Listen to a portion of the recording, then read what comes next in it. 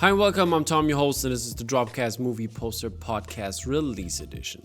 This format is part of the Instagram blog Drop, and you can find us under @DropMagOfficial. We do reviews, news, and interviews that all have to do with the film business.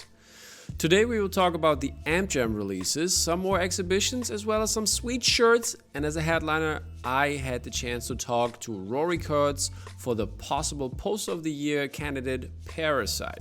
So stay tuned and head over to our Instagram profile @DropMagOfficial to follow along with the art we are talking about, or check us out on YouTube for the video version.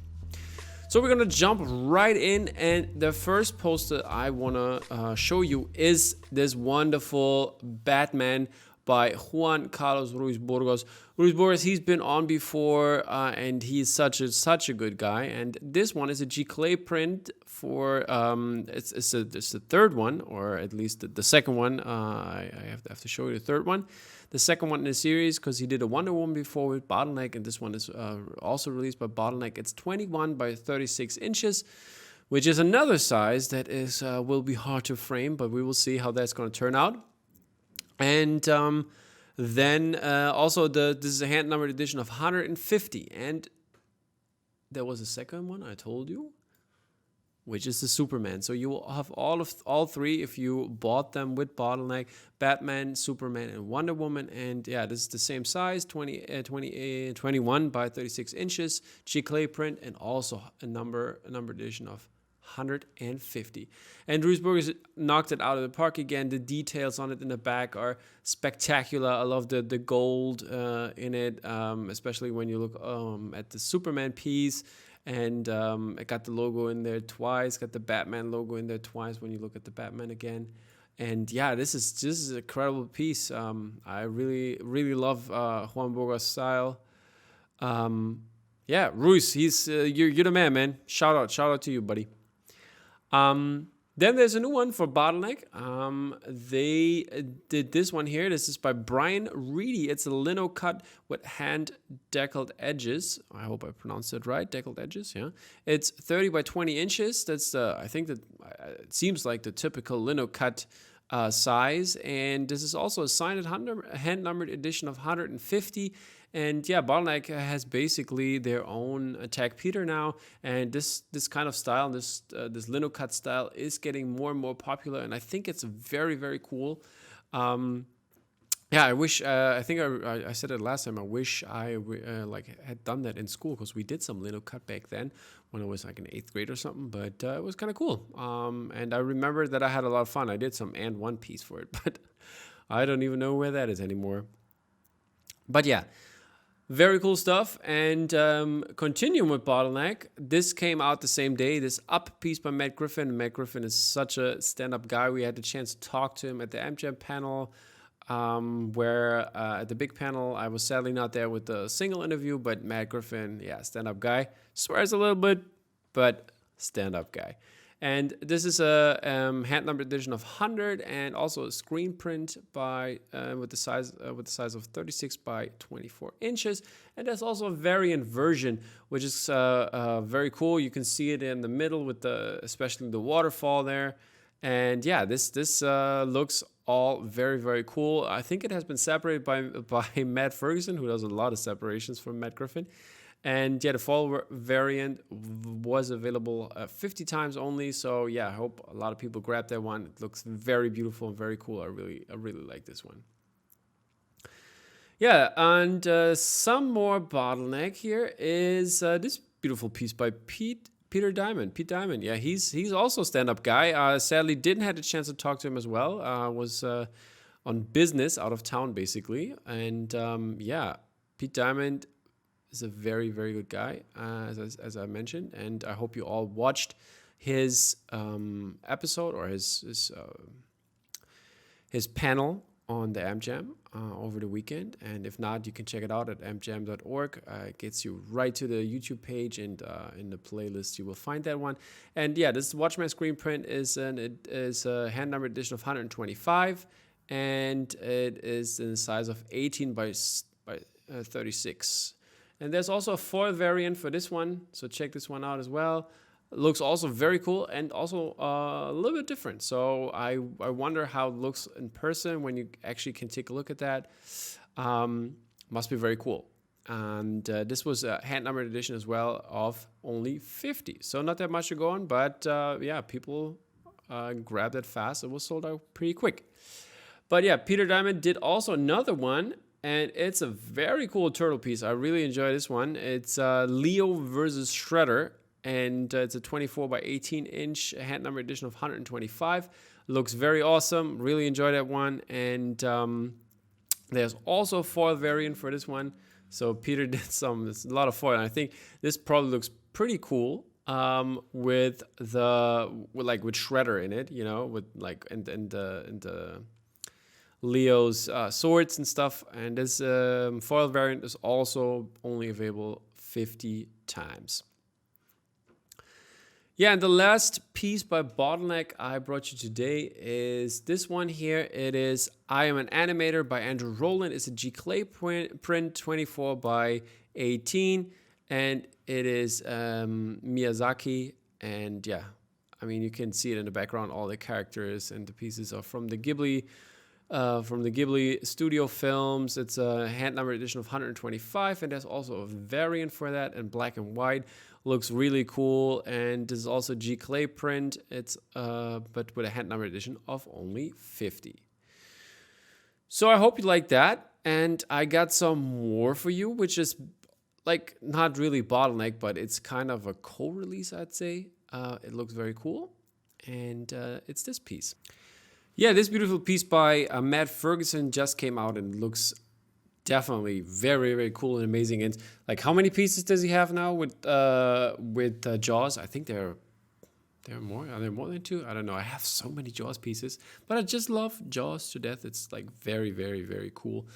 Yeah, and especially getting all the main characters in, having the water in there, having the boat in there, having Bruce in there, and yeah, the logo up there, up top, and the colors.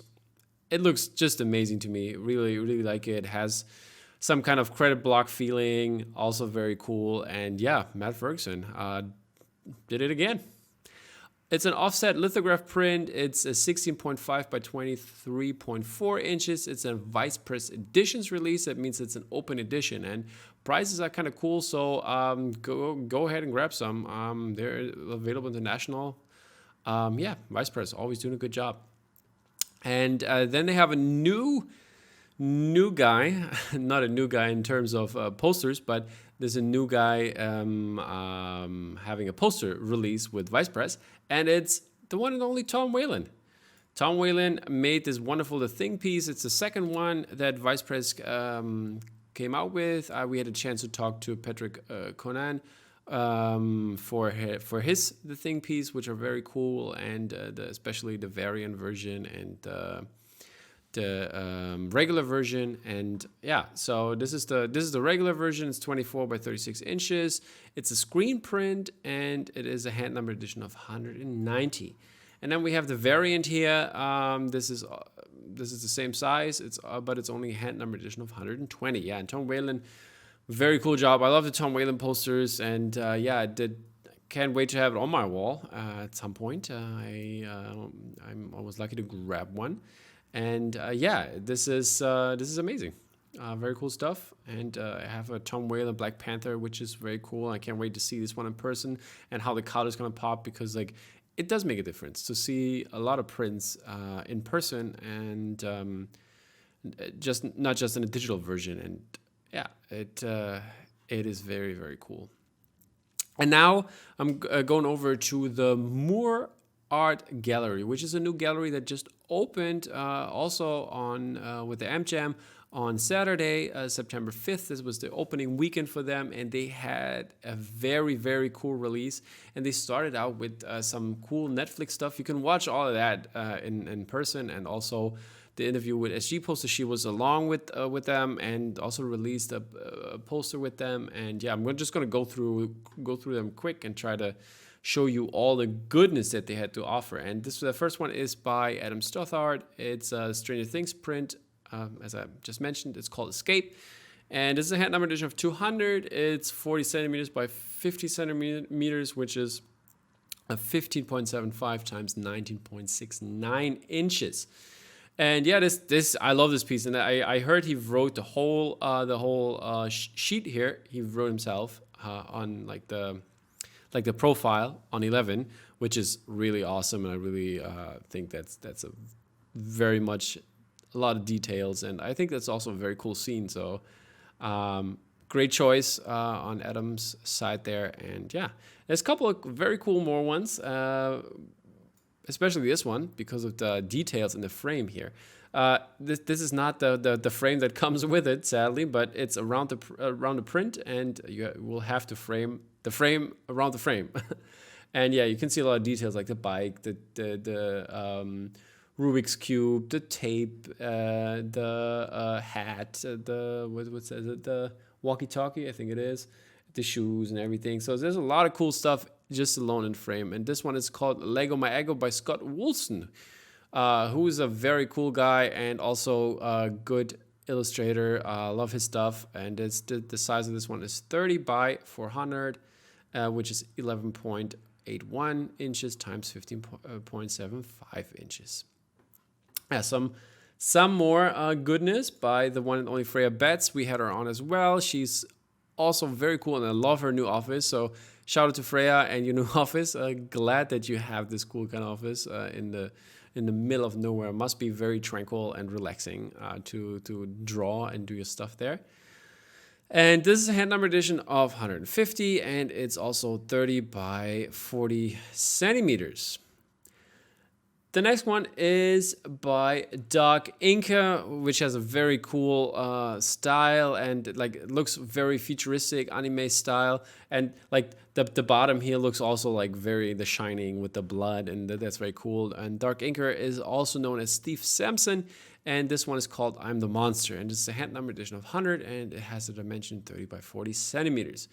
Very cool stuff. So head over on to More Art Gallery. It's definitely worth it. They have so much cool stuff. There's more to come.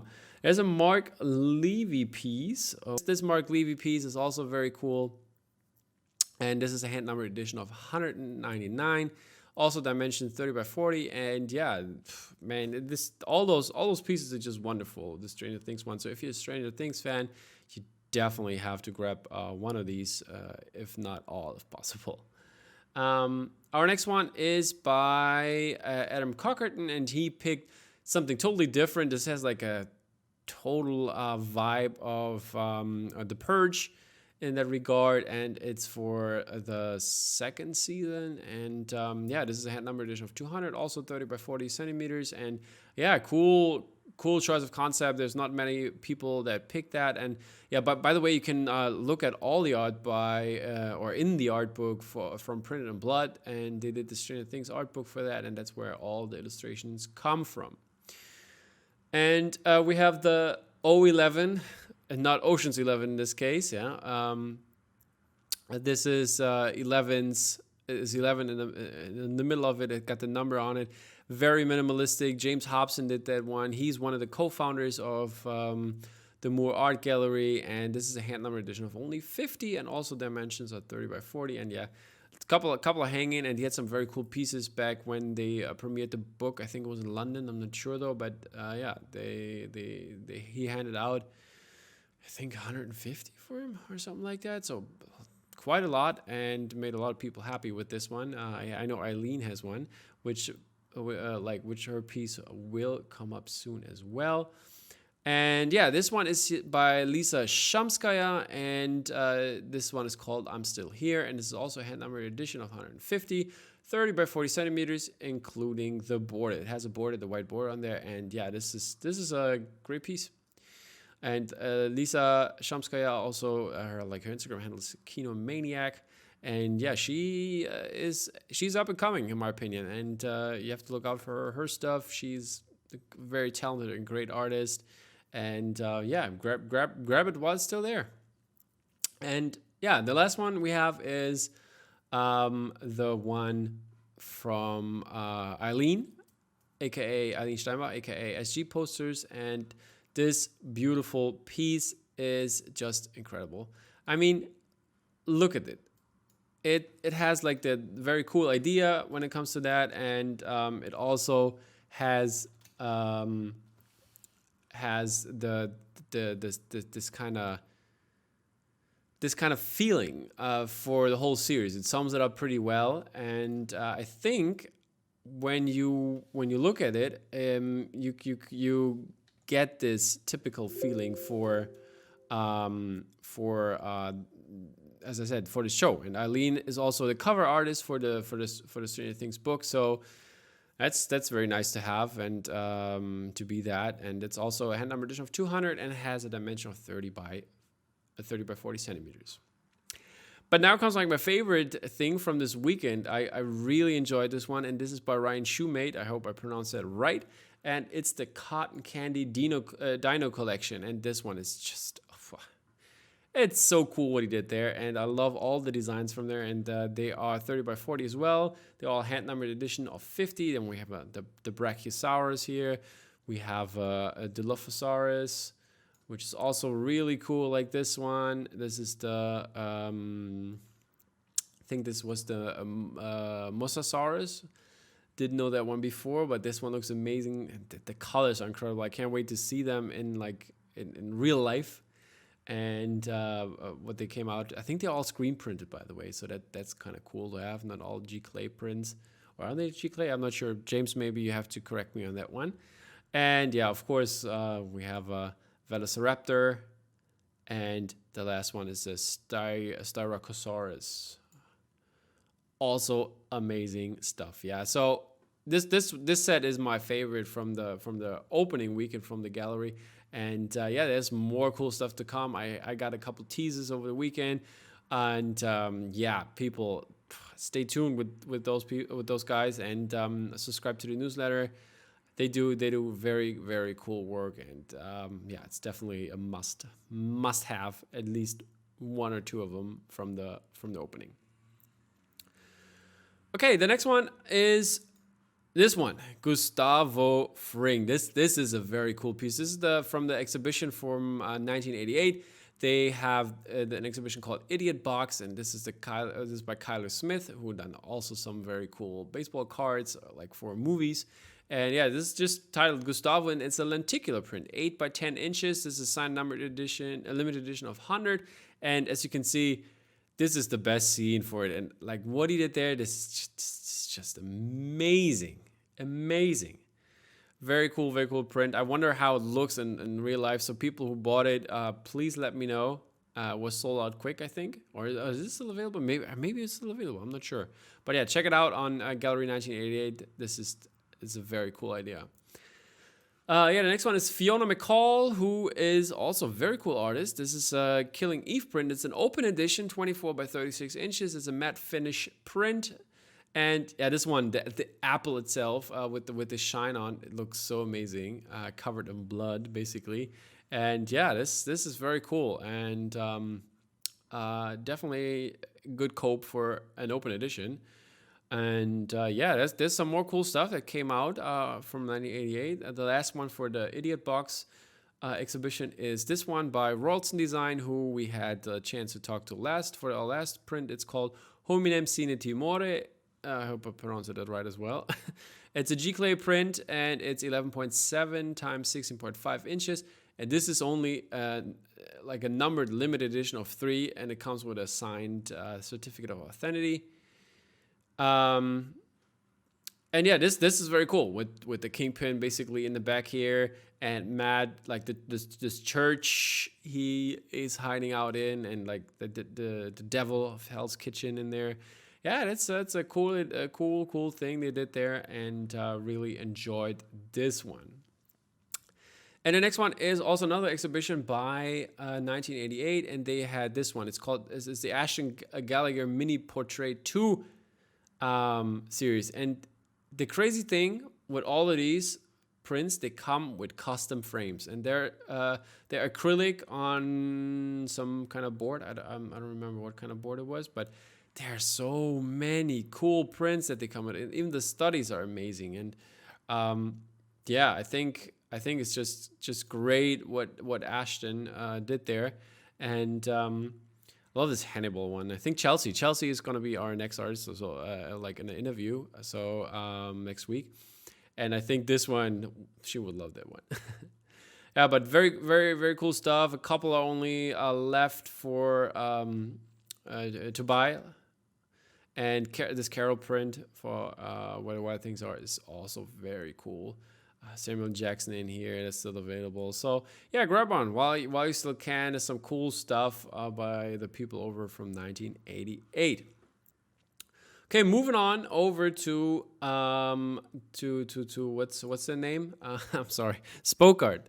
Exactly, and Spoke Art came out with this Rory Kurtz print. It's a timed edition of Amelie. It's an 8x10-inch archival pigment print. And it was available for the weekend of August 38th, I think it was, 31st, 31st. And this is a cool print. He does, Rory Kurtz does this cool portrait series. There's a bunch of them. So if you're a fan of portraits, Rory is the man to go to. And yeah, he's going to be back later. And we'll talk about his Parasite, crazy cool Parasite print. So stay tuned for that. But before we're gonna get there, I can't even talk today. The weekend was so long. I recorded this on Monday, and after the weekend of the ampjam, so my tongue is kind of like in knots, basically. But yeah, some Mondo stuff also for you. Two couple of cool T-shirts, and this one is the Bill and Ted Air Guitar by Matt Ryan Tobin, who's a very cool guy. We will talk to him soon, have him on the podcast as well. And yeah, this one is, I love this shirt. Sadly, it's shipped only in North America and not to Europe or worldwide. That's kind of sad, but amazing shirt. Maybe I have to PB it at some point. And I just love the style. The colors are also very amazing. This kind of teal, bluish color is very cool with the frequencies and like how to hold the hands and everything. That's so amazing. And he also did this one here, the Wild Stallions, like 80s, early 90s reminder here for those rock bands and how it was. It like looks very, very cool. Very cool design, Matt. Great job. And but last but not least, from like Mondo, before we get to the headliner, to the big prize, is this very, very cool music set. This is the Mandalorian Season 1 8 LP box set.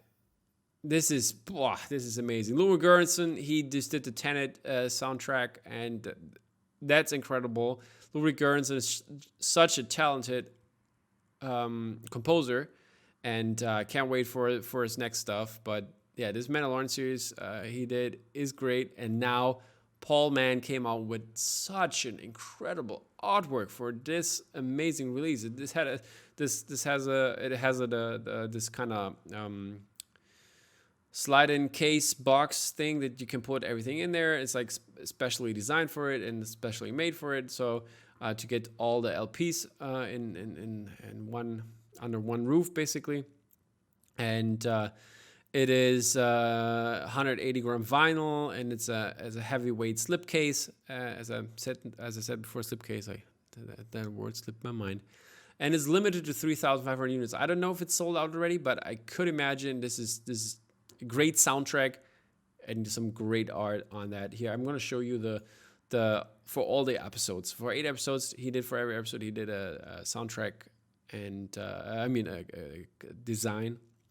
And yeah, the first ones are amazing. It reminded me of the stuff that Dolly did for this TV show. But just look at it. For all the episodes, this is amazing. The armor in here, and one of my favorite characters from the show. And then we have some more stuff here. This episode 6, The Prisoner, was amazing. Loved it when they went to Tatooine, headed to the bar, to the cantina. That was very cool. And yeah, so many cool stuff. I need to rewatch it before the next season comes out on October 30th. And yeah, the last ones are also very amazing. There's some great stuff they did there. I really enjoyed that. Paul Mann, you knocked it out of the park. Try to get all of you and talk to you about the soundtrack and your artwork, but sadly didn't hear back from you. But maybe you will see this one when it comes out and you maybe hear it. So yeah, this is it for all your soundtrack needs, and I will now go over and talk to Rory Kurtz. Okay, now is the time. We're finally with our headliner. Rory Kurtz is here. Rory, how you doing, my man? I'm doing good. Thanks for asking. How are you today? Yeah, I'm having a good day because it's going to be an exciting weekend. We will be filmed by Friday, and on the weekend there's going to be the ampjam. I told you about a little bit about it. So it's going to be an exciting weekend. A lot of live stuff going on, and I hope a lot of people saw that when this is going to come out on Wednesday. But I'm here today with you, and by the way, I have your great Star Wars Last Jedi piece that you have in the back there, which the people can't see right now because that's what I cut off from the screen. But yeah, I have that too. Well, you're familiar with it by now, yeah. Hopefully. A lot of people know what's up, so that's kind of cool. And yeah, you've done so many great art, and then I thought this year, yeah, well, it's almost over with the art. And then look at this. Rory comes out with the Parasite print. That blew my mind. I think for me, definitely, it's going to be in the top 3, close to top 1 spot. I don't know yet. I thought Matt Ferguson's Empire Strikes Back was there, but then your Parasite piece came out. That's a good one. That's another good one. Exactly. I like that poster a lot too. A lot of people have seen this now, and by Wednesday we might even know the edition size for the timed version, because this is the one, the regular version that you did here. The people can see it now, and you also did this wonderful variant. I tried to score that one, but as lately when it comes to like the crazy wanted releases, I don't have any luck anymore with Mondo. It's, I don't know, I have to wait for a piece, I guess, but I really love. They're tough, yeah. Those and I know that there's a lot of, there can be some frustration from fellow collectors about it on those drops, but I'm a big believer in the truth that you're talking about trying to nab one of a couple hundred posters against, thousands, theoretically, collectors all trying at the exact same moment to get it. So it can be a little... It is tough. It is tough. I mean, I have to say, for nothing against Mondo, love what they're doing, but I always have luck with Bottleneck for some reason.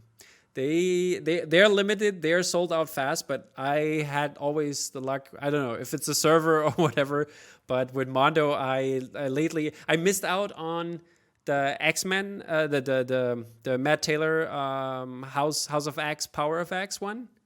But I got the AP, so I was lucky on that one. But I was lucky also to get his Palm Springs one. That's that one I got on the regular way. I think people slept on that, and I got lucky there. But well.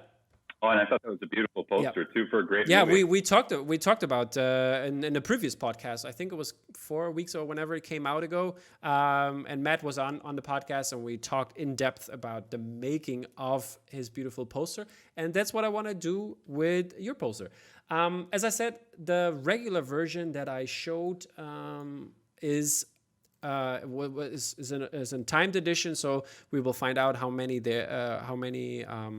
there are, and it has a dimension. Yeah, it's been doing well. I know as of last night they had sold over 1,000 of them. Great. So it's humming along. Yeah, I promoted a couple times already, and when I went to school today, and and I talked to a couple of my colleagues and said basically, hey, did you guys watch Parasite? Huh? You always also love that. Check this really cool poster out. You might want to buy it. But it's hard to get people to buy a poster for even if it's $65 if they're not into this hobby as other people are. But you have to...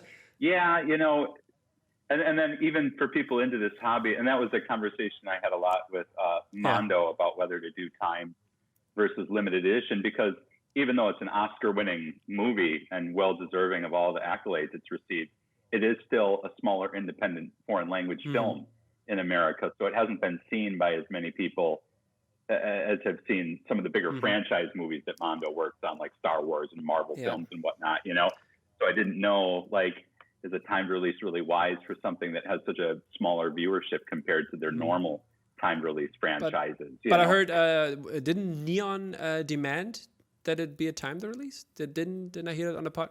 Yeah, well, they didn't, whether it's a demand or not, I don't know. That happens behind the scenes with the guys at Mondo. They have their request, and then and then Mondo's really gracious too about letting me sort of make a decision to take on a project or to pass on one if I feel like it might not be the best choice for me at that time. They never really pressure me like, no, you've got to do this. So, but I mean, it all worked out in the end, and and I think I had a little apprehension, and Mitch over there sort of talked me out of that. Like, no, it's going to be good. It's going to be solid. Yeah. And of course he was. It's definitely very solid. I loved it, and I might try to talk more people into buying this beautiful piece of art because it should be on every wall for every movie lover. And I mean, the colors are just that great. The composition is incredible. But we will talk about that in a second. Well, how many or how big was the edition for the variant? Do you know? Was it 325? Exactly. And which I think is a healthy size for a variant. Like, that's a big edition size. It is. Definitely. And the size of both are 24 by 36, right? Yeah, identical size. Perfect. Okay. And how was it? How did you get in touch with? Did you come up with the idea? Did Mondo approach you? How was that for you? Well, it started with Mondo reaching out to me, and we're sort of in constant communication.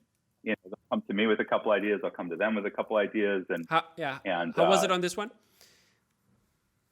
Mitch had brought it up. Mitch Putnam, who's one of the directors there, and said that he was working with Neon, and he was like, "Have you seen this film? And would you be interested in taking this on?" And Neon's excited about the idea of you doing it, and they want to do it as a timed release because they think it would be something that they can market and talk about on their end.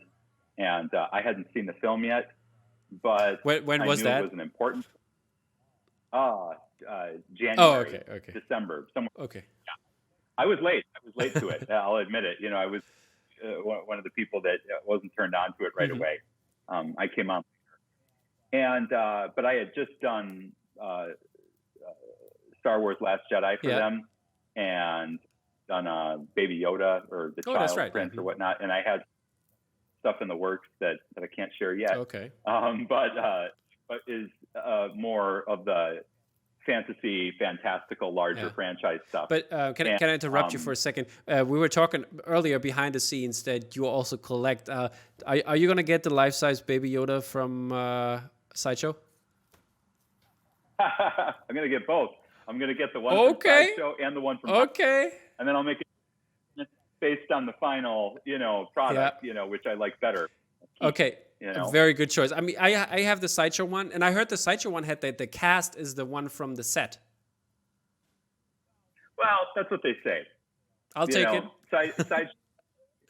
We'll see what it turns out like at the other end. A lot can happen in the manufacturing process. That's true. I mean, it should be any moment, right? I mean, I think in October it's because I'm in the first batch, and I think it said between August and October, so might be happening soon for me.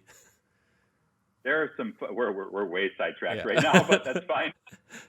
There are some Sideshow production photos, final production photos on the internet you can check out, and they're we'll see how accurate they are. To what's actually in hand that customers get. Yeah, I'm excited, and I think I have to get the baby stroller thing, have it custom made so I can have my own Baby Yoda baby stroller. So Mondo. So I had done Baby Yoda, done the child, and I really liked getting the chance to do that, but. When Mitch pitched Parasite, I felt like it was time for me to take a break from some of the bigger franchise stuff and do something, a bit more culturally, mature. I don't know how you want to call it. That grown-up stuff. yeah, grown up stuff, and it was, it was a chance to do a few more portraits, and a chance to look at something moodier, Yeah. with more adult themes to it. And it just felt like a nice callback to when I work on films like Drive or The Graduate, or Annihilation, where there's a little bit more, philosophical meat on its bones. You had you gave me this work in progress image, or this pencil sketch, and the pencil sketch already looks so damn good and so basically final. How many were there before?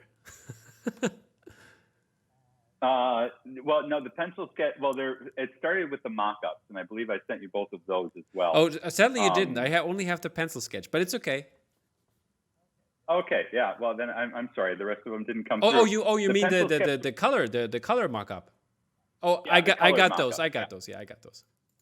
Yeah, those were the first pieces to come out and get approved, and then it went from that to the final pencil. Okay, I see. It comes before the final color renders. So the mock-up, I was sort of working out the position of everything, and then the final pencils happen right after that. Wow, and they're kind of the skeleton or the bones of the whole piece. That's kind of interesting. I thought it was the other way around in that way. Why do you do basically? I'm just gonna call it the almost final version of the poster and then do the pencil sketch. How best to describe that? Let me consider that answer. The color in the piece is really important, and that's true of any of the screen print posters I do. And that's just part of the medium, because it is so color focused, and the number of screens you're using and how many colors you can fit into the piece and whatnot. So I can't just do a pencil sketch to figure out and discover the idea, because the color is half the idea. So I rough out something that includes both the color, and the line work and the composition and whatnot.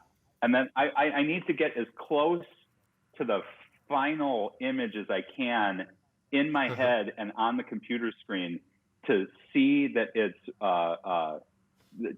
got potential and to see that it's viable, and then once I see that, in the mock-up, I put colors in there, and sometimes I'll even mock in the textile treatments and all that. Once I see that, the colors work, the composition works, the idea works, you know what? This we can submit for approval to the studio, Mondo or whatnot, And if they say, yeah, we're a green light, we're good to go. Now I have to step backwards.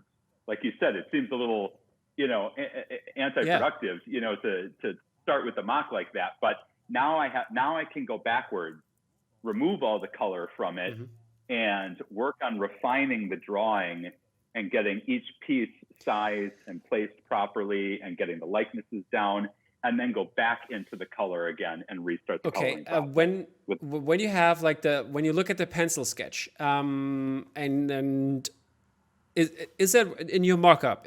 Is there because when I see the pencil sketch and I just basically switched it out, and there's not that much of a difference in terms of the lining and how the angles are and stuff like that. Is that that's why I still think it's kind of counterproductive, to do the pencil sketch later, and if you have that already in your mock-up, you know what I'm saying? Yeah, here I'm trying to find the images that I sent you here, so I can. I only have the final pencil sketch. That's what the one you gave me, and the Parasite variant mock-up and the rec mock-up. Those three you gave me. Yeah. And the final version in the end. I mean, the pencil sketch looks. There is not that much of a difference in terms when I lay it over. Yeah, when you lay it over the mock-up. Yeah, exactly. There's not. Yeah, there won't be much difference. As far as the angles and everything go. It's just. But you can see the difference in the end from the final version. There's a difference. Yeah, I mean it's certainly tighter. When you get to the final version, and they're not always like this. Yeah, Parasite, I was fortunate in that the mock-up, the concept came together really well, and the pieces flowed together really nicely. So when we were finished with the mock-up, and that took a while. It took a week or so to really figure that out and get the colors right and work out all the angles and the right portraits. Once we got to that point, which is pretty far along in the process, like I was just really happy with everything, and I didn't want to mess it up and overwork an idea that was already had a decent flow to it. So yeah, in this particular case, you won't see a great difference between where everything is and its size to the final pencil. Did you pick a color theme that you wanted to go with in the beginning, or did it just came? Yeah, no, I knew from the start that it was going to be heavy on the shadows. Okay. Because it's sort of a nighttime moment that happens in a dimly lit room. And I wanted to find a color that would contrast really well with that nighttime palette, but I didn't want to use like a traditional blue, like, oh, it's nighttime, so the sky's blue. I wanted something that would really pop, and I always look at the warmer colors and versions of pink and red and went for the neon, huh? I just can't help it, like I'm a sucker for it. So yeah, I thought like, getting that, so I don't know what we would call that color in the regular version against the tan and the gray, but that color outside that window, that sort of hot fuchsia. Like it is a neon. Is it like but it's not quite infrared pink? Infrared, yeah. It's got something like that. A really tech look to it. I don't know. It works. Yeah.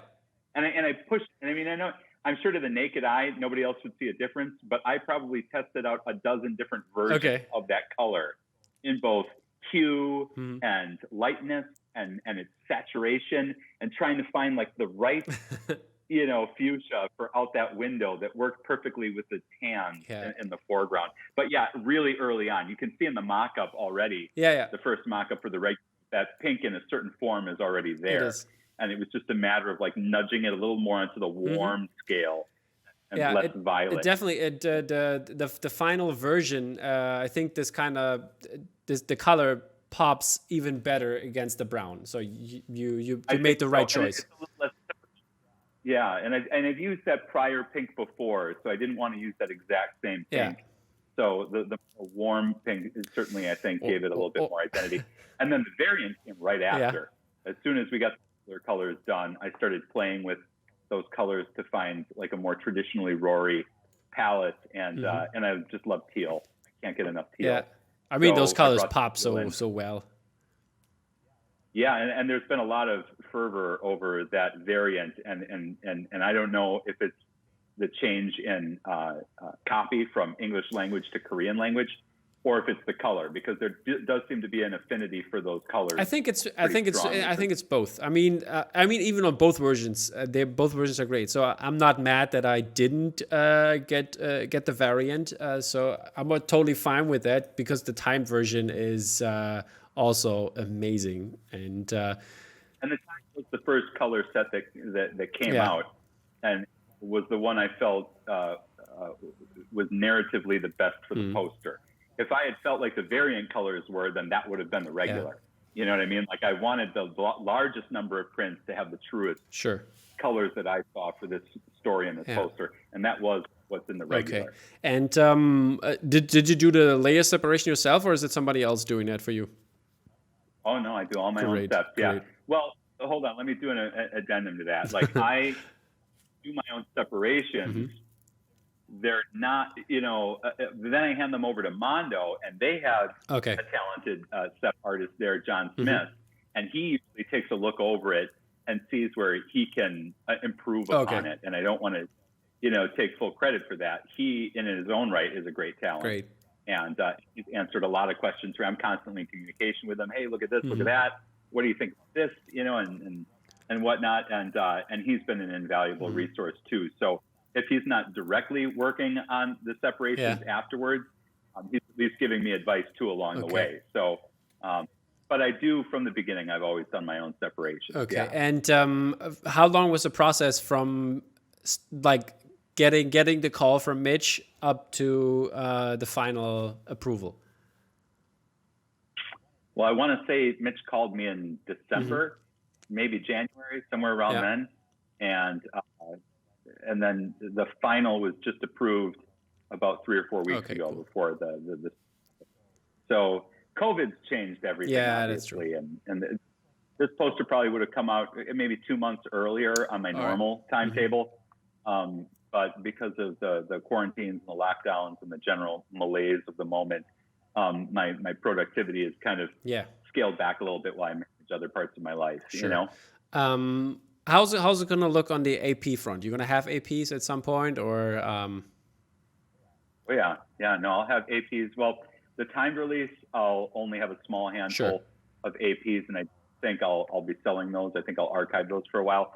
I'm going to get a small handful more of the variants, so I'll likely have a few of those to sell myself in the weeks to follow. Yeah, you know, maybe once they're people were asking already today, because I put on Instagram like, what should I ask Rory, and they were asking, are you going to do are you going to be are you going to do remarks on them as well? That was one of the questions.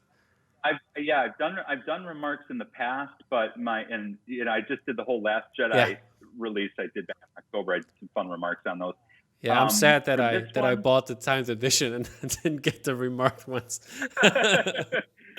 Well, and in hindsight, it'd be fun to remark everything, but it's a question of time. And actually looking at this piece and the way it's laid out, I don't think I would remark this, because I think that it would take away from the artwork. Would be hard. You're right. Yeah. With Last Jedi, there was a great spot of negative space, and the lightsaber just made perfect sense on there. But on this piece, I feel like you'd be covering some crucial element, no matter where you put it. That's not much. I mean, the only thing you could maybe put it is like in the top right corner from the window. But I think you'd be working light to do that. Yeah. Because I mean, the color. Yeah, exactly. It would be lighter color. Yeah. And then it would be the first thing your eye would see, like, what's that shape up in the corner? It's that drawing. I think you're right. It wouldn't work, but it's okay. It's fine. The piece is as lovely as it is. Yeah. Okay. I'll sign it. there you go. There you go. That's kind of a remark. That's always important. Signing the stuff. And since like COVID is happening, there's not much signing going on. So yeah, I think everybody is happy for a signed version. I'm huge into signatures as a collector myself. We talked a bit about this before we got on, that I'm a collector too. And for me, like I like knowing. My favorite part of buying APs, and I do a lot compared to the numbered runs, is I like the idea that it's actually passed through the artist's hand. Yeah, like that contact is important to me. Like the print that I'm putting on the wall at some point was in the hands of the artist. Yeah. Like it's not an original, but it's the closest you're going to get to an original. So signing it, in my opinion, adds a lot of value to the print. Yeah. Speaking of Parasite, here I think, like, hold up, I need to show it to the people, but then I'm going to show it to you here. This is the Park House by Jason Edmondson for his 5x5 series. So, and it's signed. It's all good. I got it from him directly, and I'm really happy about it. But the frame didn't get here yet, so otherwise it would have been on the wall. But I can't wait to have them next to each other then in the future. Yeah. Since I'm doing a lot of movie reviews as well on my blog, I wanted your movie review for Parasite. So it's going to be a short one. So just a couple likes, what you didn't like maybe, and a rating in the end from 0 to 10. Ooh, that's tough. Okay, but I had seen some of Bong Joon-ho's films prior to it, but Parasite was certainly my favorite that he's done. And I think there's a reason that it's got as much acclaim as it has and become as recognized, because it is perhaps one of his strongest, films. And it shows. I thought that it's complicated. It's a complicated film. And I think that's its strength, in that it doesn't make a lot of judgments. Like it definitely exploits and exhibits for us the class system in Korea, and I think that there are parallels to that system all over the world. I don't think that's specific to that country.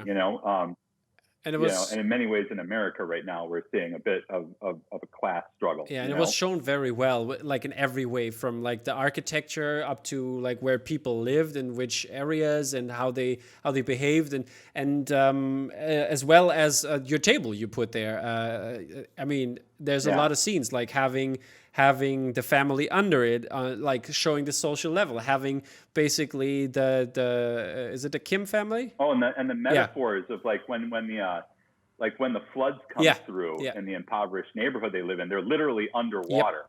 You know what I mean? Like that feeling of like the lower class is drowning, you know, while the upper class is on a Yeah. hill, you know, above the city, you know, and like, I I mean, and the metaphors visually were obvious throughout the Yeah, whole I thing. also loved that they had like that they were not underground, that they had this Yeah. halfway, and like being basically, hey, we're gonna strive, we try to grab up and like try to get there, and I think this kind of dream and this way was beautifully shown in the movie. And the complicated relationships between characters, like it's difficult to tell a story that's not in black Yeah. and white, especially to a Western audience. Like here in America, we like our heroes strapping and barrel chested, and our villains twisting their mustaches, you know. And even in more mature, you know, films, we still tend to prefer a more, you know, polarized, you Yeah. know, characters. In a movie like that, you know, I found sympathy with the Park family as well as the Kim family. Yes, they were wealthy. That didn't inherently make them Yeah. evil. And I think the film was saying that, like, just because, you know, they were born into privilege doesn't by default mean that they're bad people. You know, it's a flawed structure, but there's still grace Yeah. even in flawed structure, you know, and the feelings of the Kim family, you know, towards that wealth were also complicated. Like they valued it, but they also acknowledged that they had a closeness Yeah. and a function that the wealthy didn't. It showed this gap, like which is happening right now between rich people and poor people, and that this gap is widening more and more, and what it makes with or what does it do to society and stuff like that. So that's a really interesting point of view and very much debatable, discussable. I think it's going to be one of those films that for years to come is going to grow into myth the way some literature has, like A Tale of Two Cities. Yeah. You know what I mean? Like it has a very Dickensian sense to it. You know, I think it's going to be one of those films that gets referenced a lot in the future as that growing and gap. it's such a great movie. I even tried to like because I couldn't do like through COVID, but I tried to show it in my English class, even though it's not an English movie, but we're gonna work with English subtitles on there, and then show that and talk about this kind of class system in society in that regard. And it's this movie fits in perfectly. But now, is it my favorite film of the last year? I can't say that. You know, I think it was in my top 3. Feeling, I put it in the top 3. You know, but the feelings it left me with were difficult. You know, it's a film that makes a difficult impression because it's a difficult subject matter. But as far as a rating goes, as a film, I have to give it a 10 out of 10 because it is a masterpiece of filmmaking on every level. From the performances to the story, the script, the set, and everything, visual narrative of it. It's flawlessly achieved. So it certainly deserves every bit of accolade and awards it's received. So yeah. But is there something you didn't like? Is there something like even like we're talking like on a high level here, but is there something like minor stuff? Yeah. No, I mean, I can't say there's anything I didn't care for. You know, my feelings about the ending are complicated. Okay. I think that's shared with a lot of people because it was a risky ending, and I certainly don't want to say too much about spoil it for the small handful of people that haven't seen it yet. Polarizing, as good endings often are. Like it's going to create a strong impression one way or the other. But yeah, and the thing that keeps me from watching it again and again, it isn't a negative thing. It's that the film, you know, it's not a feel-good film. It's a difficult film, and it doesn't make you feel great about the state of things right now in the world, and the state they've always. I mean, the class struggle has been endless. It's always been there, and I think it's just harder now because we have so many more tools to fight it. and yet we haven't conquered it. We're still struggling with class war. You know, like we can put men on the moon and we can cure cancer, but we can't figure out a way to make financial security achievable for everyone. You know, so I mean, that like a film like The Joker is the same way. I thought The Joker was really well written, well acted. The visuals were amazing, but difficult to watch. You know, I could watch it once. I don't know if I can go back to that Yeah, not as masterful as Parasite, but still, I watched it. I watched it a couple times, but I had my problems with it. But that's a longer conversation. Yeah, it's a different conversation. Yeah. Fair enough. Okay, but Rory, thank you so much for talking to us and showing us your beautiful print. I'm gonna have a teaser on as well before that, so people can dig into it and they know what they're gonna buy, so they have to buy it, the timed edition definitely. And I hope I will have you on for a full-on interview about your career and your work, maybe in the future, and we will talk about that when we're in the off. And thank you to all the people out there watching, listening, and we will have next 2 weeks. There's going to be the next release edition, so stay tuned for that. Take care, guys. Bye.